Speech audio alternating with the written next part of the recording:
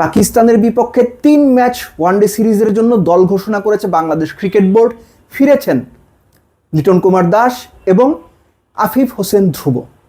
স্কোয়াডে লিটনকে ধরে 5 জন ওপেনার। লিটনকে ফেরানো নিয়ে প্রধান নির্বাচক একটা ব্যাখ্যা দিয়েছেন। ব্যাখ্যাটা হচ্ছে এরকম: লিটনের ব্যাটিং নিয়ে তিনি খুব নিবিড়ভাবে কোচদের সঙ্গে কাজ করছেন।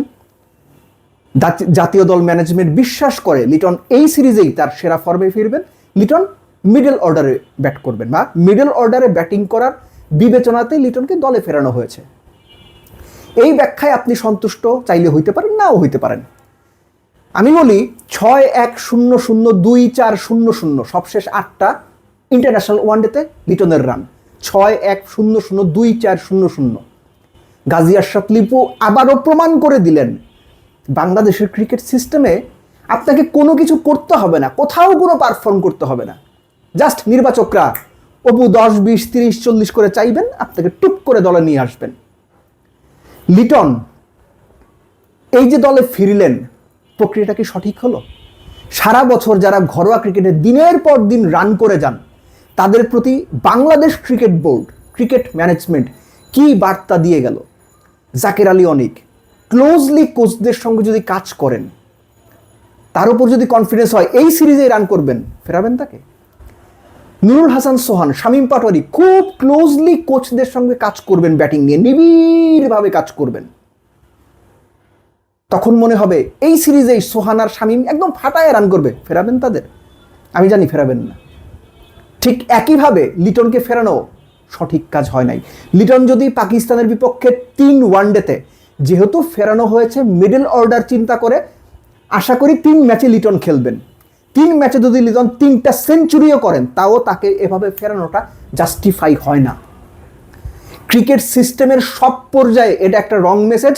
কোনো কিছু না করেও, কোথাও কোনো পারফর্ম না করেও, শুধুমাত্র কোচদের সঙ্গে নিবিড়ভাবে কাজ করে, শুধুমাত্র নির্বাচকরা মনে করছেন এই সিরিজেই রানে ফিরবে, এটুকু ভরসা যদি আপনি দিতে পারেন, তাইলে আপনি দলে ফিরবেন। I am not against Liton, কিন্তু এই ফেরানোটা প্রশ্নবিদ্ধ ফেরানো। আফিফ হোসেন ধ্রুব, আমি এর আগে অনেকগুলো আলোচনাতে বলেছি যে বাংলাদেশের 4 থেকে 8, 4, 5, 6, 7, 8 এই 5টা জায়গাতে শামীম হোসেন পাটোয়ারি কখনো আছেন, কখনো নাই। আইডিয়ালি প্রপার একজন লেফট হ্যান্ডেড ব্যাটসম্যান নাই। আফিফকে ফেরানো ভালো সিদ্ধান্ত হয়েছে। রিসেন্ট টাইমে তিনি বেশ ভালো ফর্মেও আছেন, কিন্তু সমস্যার জায়গা অন্যখানে। আফিফকে যদি আপনারা 6-7 নাম্বারের জন্য ভুল করেন, আমি গ্যারান্টি দিয়ে বলতেছি আফিফ 2-3 সিরিজ পর আবারও বাদ পড়বে। আফিফ 6-7 নাম্বারের প্লেয়ার না। আফিফকে আরেকটু উপরে খেলাইতে হবে। 5-এর পর আফিফের অবশ্যই খেলানো উচিত না আফিফকে। ওইটাই হচ্ছে লাস্ট কাট অফ টাইম, মানে প্লেস 1 থেকে 5-এর মধ্যে। টপ অর্ডারের খেলাটাই আফিফের জন্য ভালো, কেননা আফিফ 6-7 নাম্বারে খেলিয়ে ওকে যদি ওই ফিনিশারের রোল দেওয়া হয়, ঠিক যেভাবে সৌম্যকে আপনারা অলরাউন্ডার বানাইতে গিয়ে নষ্ট করছেন, ঠিক যেভাবে সৌম্যকে 7 নাম্বারে ব্যাট করাইতে গিয়ে নষ্ট করছেন, একই ঘটনা আফিফের ক্ষেত্রেও হবে। বাদ বাকি নামগুলো যেটা আগেই বলছিলাম, লিটন মিডল অর্ডারে খেললো, তিনি তো আসলে বেসিক্যালি ওপেনার। 5 জন ওপেনার নিয়ে দল সাজানো হয়েছে। আপনার তানজিদ তামিম, সাইফ, সৌম্য, নাজমুল শান্ত, মাইদুল ইসলাম অঙ্কন, আফিফ, মেহেদী হাসান মিরাজ, লেফটি হচ্ছে তানভীর, একই সঙ্গে আপনার রিশাদ আছেন, Mustafiz, Taskin, Shoriful, Nahid. Team is fine, absolutely fine.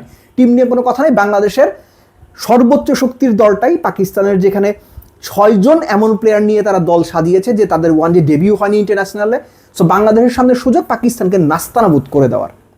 এবং এই যে টপ অর্ডারে বা ব্যাটিং অর্ডারে আফিফকে ফেরানো, এটার পেছনে আরেকটা কারণ হচ্ছে এই যে বাংলাদেশের ক্রিকেটারদের বা ম্যানেজমেন্টের মাথায় right hand left hand combination সবসময় চরকির মতো, ফ্যানের মতো বন বন করে ঘুরতে থাকে। অন্তত এটা থেকে রিলিফ পাওয়ার জন্য হইলেও আফিফকে ফেরানো ভালো হয়েছে। বাট দিন শেষে লিটনের এই ফেরা, কোথাও কোনো রান্না করে ফেরা, অনেক প্রশ্নের জন্ম দিয়ে গেল। বাংলাদেশের cricket system, national team management, সিলেক্টরদের অ্যাবিলিটি, সিলেক্টরদের থট প্রসেস নিয়ে আবারও অনেকগুলো প্রশ্ন তুলে দিল। আগামীতে বাংলাদেশ ক্রিকেট বোর্ড বিজ্ঞাপন দিয়েছে আরও অনেক নির্বাচক নেওয়া হবে। নতুন নির্বাচক কারা আসবে তখন আমরা দেখব তারা কি কাজ করেন। কিন্তু এই যে গাজী আশরাফ লিপুর নির্বাচক প্যানেল, তারা গত 1-1.5 বছরে যে পরিমাণ বাজে সিদ্ধান্ত নিয়েছে, এর চেয়ে বাজে সিদ্ধান্ত গত 10 বছরে বাংলাদেশের কোনো নির্বাচক প্যানেল নিয়েছে কিনা আমার ঘোরতর সন্দেহ আছে। দেন এগেইন এক্সপেক্ট করবো বাংলাদেশ পাকিস্তানকে নাস্তানাবুদ করে সিরিজ জিতবে।